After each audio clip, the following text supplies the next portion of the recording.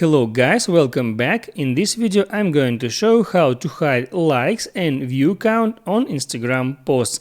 It's quite simple and easy, just follow these simple steps.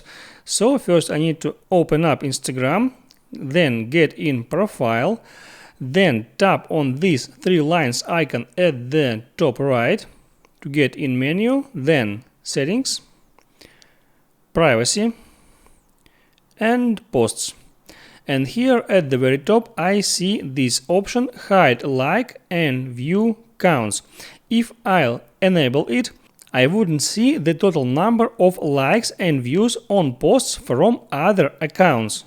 I can check it to go on the main feed, and here I don't see anymore any like counts on every posts. And also I can hide likes for my own posts. For this I need to get in my profile, then I need to open up any post and then tap on this three dots icon, and here I can see on the third place hide like count. I will tap on it and now nobody will see the like count for this exact post. And also I can tap here again and unhide like count for this specific post.